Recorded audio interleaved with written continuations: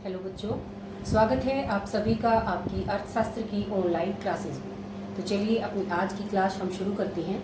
आज हम पढ़ेंगे कक्षा 12 का चैप्टर 2 और मैक्रो का ये हमारा चैप्टर 2 है, जिसका नाम है समष्टि अर्थशास्त्र की कुछ मूल धारणाएं।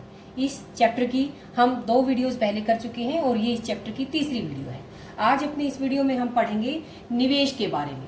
जो इन्वेस्टमेंट निवेश होता है उसके कंसेप्ट के बारे में, क्या उसकी परिभाषा है और उसके टाइप्स के बारे में। तो चलिए शुरू करते हैं। निवेश की धारणा तथा प्रकार। कंसेप्ट ऑफ निवेश, धारणा यानी कि कंसेप्ट, क्या होता है निवेश। तो बच्चों आप सभी को पता है कि जो पूंजी है हमारे उत्पादन के 4 साधन होते हैं, लैंड, लेबर और कैपिटल एंड एंटरप्रेन्योर। तो इसके अंदर जो कैपिटल होती है, जो पूंजी होती है, वो उत्पादन का सबसे महत्वपूर्ण साधन है, क्योंकि पूंजी के द्वारा ही हम अपने दूसरे साधनों को इकट्ठा करते हैं। तो जो उत्पादन है, उत्पादन के जो साधन है, उन साधनों में अगर हम सबसे महत्वपूर्ण साधन की बात करें तो वो हमारा पूंजी है। इस पूंजी के अंदर कई हमारे जैसे प्लांट हो गया, मशीनें हो गई, और जो बहुत से जो मनुष्य के द्वारा मानवकृत जो साधन होते हैं, ये मैंने यहाँ पर लिखा है मानवकृत साधन, यानी कि जो मशीनें हैं, टेक्नोलॉजी है जो मनुष्य ने बनाई है। तो इस तरह के साधनों का जो स्टॉक होता है उसे हम पूंजी बोलते हैं, मानवकृत साधनों का स्टॉक, जिसका प्रयोग हम किसके लिए करते हैं, ज्यादा उत्पादन करने के लिए। अगर हमारे पास अच्छी मशीनें हैं, अच्छी टेक्नोलॉजी है, तो उससे हमारा उत्पादन भी अधिक होगा। तो मैं क्या कहना चाह रही हूँ कि पूंजी जो है वो उत्पादन का सबसे महत्वपूर्ण साधन है, और इसके अंदर हमारे मानवकृत जो साधन होते हैं उनका स्टॉक पूंजी के अंतर्गत ही आता है। पूंजी उसे ही कहते हैं जिसके अंदर हमारे ये साधन होते हैं। अगर ये साधन हमारे अधिक होंगे, पूंजी हमारे पास अधिक अच्छी होगी, तो हम उत्पादन भी अधिक कर पाएंगे। तो इट मीन्स क्या हुआ कि जो पूंजी है उस पूंजी का स्टॉक अगर हमारे पास अधिक है, किसका स्टॉक अधिक है, पूंजी का अच्छा स्टॉक है, अधिक स्टॉक है, तो उत्पादन भी अधिक होगा। तो इस तरह से हम यहाँ से निवेश की डेफिनेशन निकालेंगे कि जो पूंजी का स्टॉक है उस पूंजी के स्टॉक में वृद्धि को ही हम क्या कहते हैं, निवेश कहते हैं। तो पूंजी के स्टॉक में होने वाली वृद्धि, या फिर हम इसे पूंजी निर्माण, कैपिटल फॉर्मेशन भी बोलते हैं हम इसको, कि पूंजी निर्माण में जो वृद्धि होती है वही हमारा इन्वेस्टमेंट या निवेश कहलाता है। इसको हम इक्वेशन के रूप में इस तरह से लिखते हैं, ये मैंने यहाँ पर लिखा है आई यानी कि इन्वेस्टमेंट। इन्वेस्टमेंट क्या होता है, investment equal to change in के। ये जो चेंज है, ये जो ट्रायंगल मैंने बना रखा है, इसे हम चेंज बोलते हैं, और के यानी कि कैपिटल। तो इन्वेस्टमेंट किसके इक्वल बताया है मैंने, चेंज इन कैपिटल के इक्वल बताया है। यानी कि पूंजी के निर्माण में या कैपिटल फॉर्मेशन में या पूंजी के स्टॉक में जो परिवर्तन आया उसे हम क्या कहते हैं, निवेश कहते हैं, इन्वेस्टमेंट कहते हैं। तो ये जो निवेश होता है, यानी कि पूंजी अगर बढ़ गई हमारी तो इट मीन्स निवेश अधिक हो गया, अगर पूंजी घट गई तो निवेश विनिवेश हो गया, घट गया हमारा निवेश। तो इन्वेस्टमेंट क्या है, इन्वेस्टमेंट चेंज इन कैपिटल का फंक्शन है। कैपिटल जितनी बढ़ेगी इन्वेस्टमेंट भी उतना ही बढ़ेगा, अगर कैपिटल घटेगी तो इन्वेस्टमेंट भी घट जाएगा। तो ये तो हुई निवेश की परिभाषा। क्या बताया मैंने, समझ में आ गया होगा आपके कि पूंजी के स्टॉक में या पूंजी निर्माण या कैपिटल फॉर्मेशन में जो वृद्धि होती है उसे हम इन्वेस्टमेंट कहते हैं, निवेश कहते हैं। I equal to change in के। ठीक है, अब देखते हैं इसके कंपोनेंट्स, इसके क्या क्या तत्व हैं निवेश के। तो निवेश हमारा 2 टाइप्स का, दो इसके हम तत्व मानकर चलते हैं। एक को बोलते हैं हम स्थिर निवेश और दूसरे को बोलते हैं हम माल सूची निवेश। स्थिर निवेश यानी कि फिक्स इन्वेस्टमेंट। तो क्या होता है फिक्स इन्वेस्टमेंट, पहले इसे देखते हैं। ये मैंने इसके पहले के बारे में, नंबर 1 यानी कि स्थिर निवेश। फिक्स इन्वेस्टमेंट क्या होता है, उत्पादकों द्वारा एक लेखा वर्ष में स्थिर परिसंपत्तियों में किया गया कुल खर्च। तो देखो मैं इसको समझाती हूँ। एक लेखा वर्ष मैंने आपको पहले ही बता दिया कि 1 अप्रैल से लेकर 31 मार्च तक का हमारा जो वर्ष होता है उसे हम अर्थशास्त्र की भाषा में लेखा वर्ष, वित्त वर्ष बोलते हैं। तो उत्पादकों के द्वारा, जो हमारे प्रोड्यूसर्स होते हैं, उनके द्वारा पूरे एक लेखा वर्ष के अंदर जो स्थिर परिसंपत्ति यानी कि जो फिक्स एसेट्स हमारे होती है, फिक्स एसेट के बारे में मैंने बता चुका है कि जैसे प्लांट हो गया, जैसे मशीनें हो गई, यानी कि जो फिक्स हैं, जिनकी कीमतें भी थोड़ी सी ऊंची होती हैं, जो कई सालों तक हमारे चलती है। जो प्लांट और मशीनरी वगैरह जो है वो हमारे स्थिर परिसंपत्ति या फिक्स एसेट्स के अंदर आती हैं। तो एक वर्ष के अंदर 1 अप्रैल टू 31 मार्च तक जो उत्पादकों ने फिक्स एसेट्स यानी कि प्लांट और मशीनों के ऊपर जो टोटल खर्च किया, जो टोटल एक्सपेंड किया, वो क्या कहलाएगा, हमारा फिक्स इन्वेस्टमेंट कहलाएगा, स्थिर निवेश कहलाएगा। तो बहुत ही आसान सी बात है समझने की कि जो उत्पादकों ने पूरे एक वर्ष के अंदर, एक लेखा वर्ष के अंदर प्लांट या मशीनों जैसी जो स्थिर परिसंपत्ति है, इनके ऊपर जो जो उन्होंने कुल खर्च किया है, जो एक्सपेंड किया है, वो हमारा स्थिर निवेश कहलाएगा। यानी कि प्लांट खरीदने के लिए, मशीनें खरीदने के लिए, इन चीज़ों के ऊपर जो खर्च किया गया वो क्या कहलाया, हमारा फिक्स इन्वेस्टमेंट। तो फिक्स इन्वेस्टमेंट की हम यहाँ से हम एक फार्मूला बना सकते हैं कि एक लेखा वर्ष यानी कि एक वर्ष के आखिर में, अंत में कितना किया गया खर्च और वर्ष के आरंभ में कितना था स्थिर निवेश। हमारा ये फार्मूला बन गया स्थिर निवेश निकालने का। जो एक लेखा वर्ष है, मैंने पहले अंत क्यों लिखा, क्योंकि साल के आखिर में कितना है हमारा खर्च या कितना हमारा निवेश हुआ फिक्स स्थिर परिसंपत्तियों के ऊपर, और शुरुआत में कितना था। अगर आखिर में कम हो गया, मान लिया आखिर में 500 हो गया और पहले क्या था हमारा, पहले 400 था, तो क्या हो गया ये, इट मीन 100 घट गया, बाद में क्या हो गया भाई, अंत में अगर ज्यादा है और पहले अगर कम है तो इट मीन्स बढ़ोतरी हुई है, और अंत में अगर कम हुआ है और पहले अधिक था तो इट मीन्स कमी हुई है स्थिर निवेश के अंदर। तो स्थिर निवेश का फार्मूला क्या बन गया कि साल के आखिर में कितना किया गया खर्च स्थिर परिसंपत्तियों के ऊपर, और साल की शुरुआत में स्थिर परिसंपत्तियों के ऊपर कितना निवेश किया गया। तो आपकी समझ में आ गया होगा स्थिर निवेश, फिक्स इन्वेस्टमेंट क्या होता है। एक साल के दौरान इन संपत्तियों के ऊपर जो खर्च किया गया, आखिर में कितना किया गया माइनस शुरुआत में कितना था, इन दोनों का अंतर क्या आ जाएगा, हमारा स्थिर निवेश। अब इसकी इंपॉर्टेंस क्या होती है, तो इंपॉर्टेंस तो बहुत ज्यादा होगी। जो प्लांट है और जो मशीनें हैं, इनके अंदर अगर वृद्धि हुई है, मीन्स स्थिर निवेश के अंदर अगर वृद्धि हुई है तो क्या होगा, पैमाना बढ़ जाएगा।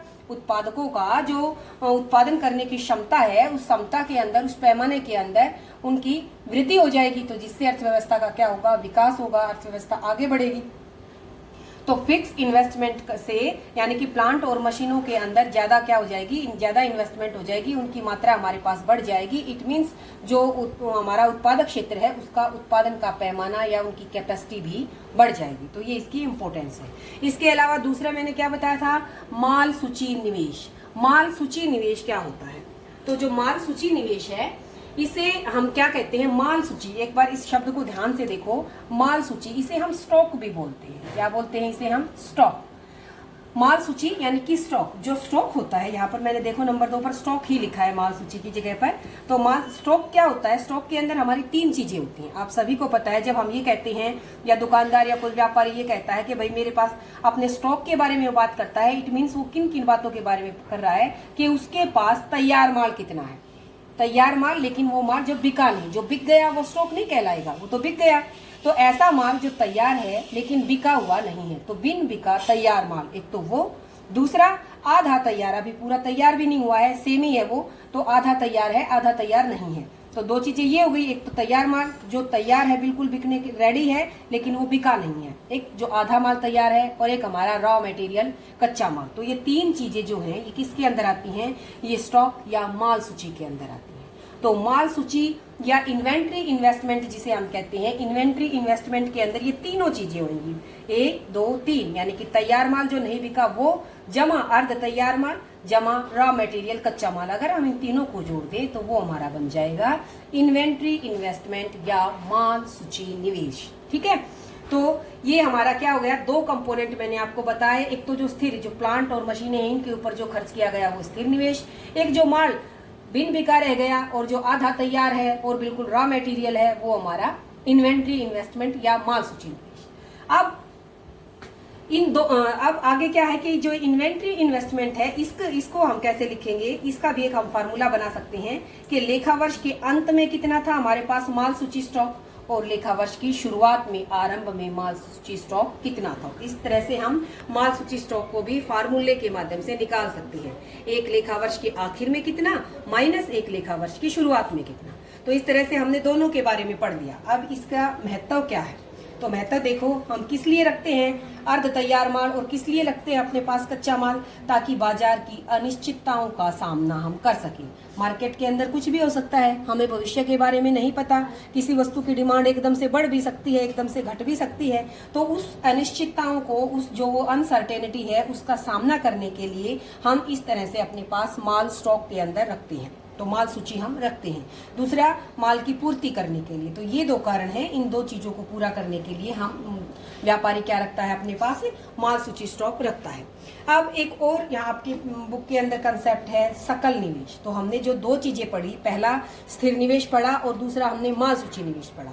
अगर हम इन दोनों को जोड़ देते हैं, एक लेखा वर्ष में स्थिर निवेश पर व्यय जो हमने पहले नंबर पर पढ़ा है स्थिर निवेश पर व्यय, और जो दूसरे नंबर पर हमने पढ़ा माल सूची निवेश, इन दोनों को अगर हम प्लस कर दे, जोड़ दे, तो हमारा क्या बन जाएगा, सकल निवेश बन जाएगा। टोटल इन्वेस्टमेंट कितना है वो हमारा बन जाएगा। तो टोटल इन्वेस्टमेंट क्या होता है, टोटल इन्वेस्टमेंट इक्वल टू एक लेखा वर्ष के अंदर जो फिक्स एसेट्स के ऊपर हमने खर्च किया वो, और जमा जो इन्वेंट्री इन्वेस्टमेंट है हमारा वो।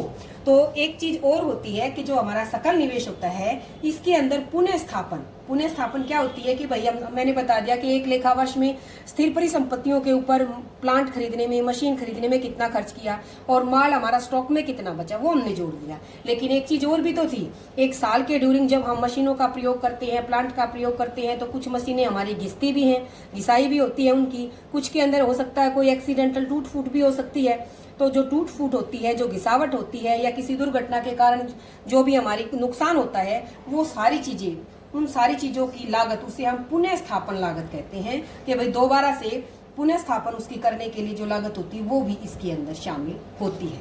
तो जो सकल निवेश होता है, जिसे हम स्थिर निवेश पर व्यय और माल सूची निवेश भी कहते हैं, इसके अंदर ही ये पुनः स्थापन लागत भी होती है। इसे हम मूल्यह्रास भी कहते हैं और इंग्लिश में हम इसे डेप्रिसिएशन बोलेंगे।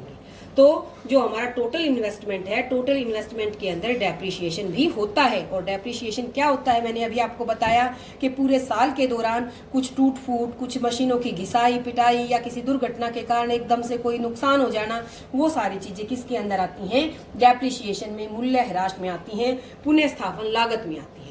तो अगर हम अपने इस सकल निवेश में से इस मूल्यह्रास को, इस डेप्रिसिएशन को माइनस कर दें, तो हमारे पास क्या बचेगा, हमारे पास शुद्ध निवेश बच जाएगा। क्या बच जाएगा हमारे पास, शुद्ध निवेश। तो दो हमारे टोटल इन्वेस्टमेंट तो, और ये हमारा नेट इन्वेस्टमेंट। तो अगर टोटल इन्वेस्टमेंट में से हम डेप्रिसिएशन को, मूल्यह्रास को माइनस कर देंगे तो हमारा नेट इन्वेस्टमेंट आ जाएगा। तो मैंने आपको दो तीन चीजें और बताई हैं, स्थिर निवेश और मूल्य माल सूची के अलावा। सकल निवेश क्या होता है, जो हमारा फिक्स एसेट्स के ऊपर खर्च किया गया वो, प्लस जो हमारा इन्वेंट्री इन्वेस्टमेंट था वो। और अगर इसमें से, इनके इस टोटल में से अगर हम डेप्रिसिएशन को माइनस कर दे तो वो आ जाएगा हमारा शुद्ध निवेश। तो जो ये मूल्यह्रास है ये आपका काफी इंपॉर्टेंट है। मैंने यहाँ पर आपको छोटे रूप में बताया है कि सामान्य टूट फूट के बारे में मैंने जिक्र किया, दूसरा मैंने किसी दुर्घटना के बारे में जिक्र किया। तो इसके अंदर तीन इसके कंपोनेंट होते हैं, उसके बारे में हम अपनी अगली वीडियो के अंदर पढ़ेंगे। आज के लिए इतना ही। तो बच्चों, आज हमने पढ़ा निवेश क्या है, उसके कंपोनेंट्स, स्थिर निवेश और माल सूची निवेश, और इसके अलावा टोटल इन्वेस्टमेंट हम कैसे निकालते हैं और नेट इन्वेस्टमेंट कैसे निकालते हैं। जो डेप्रिसिएशन है उसे हम अपनी नेक्स्ट वीडियो में पढ़ेंगे। तो आज के लिए इतना ही। आप सभी का वीडियो देखने के लिए बहुत बहुत धन्यवाद।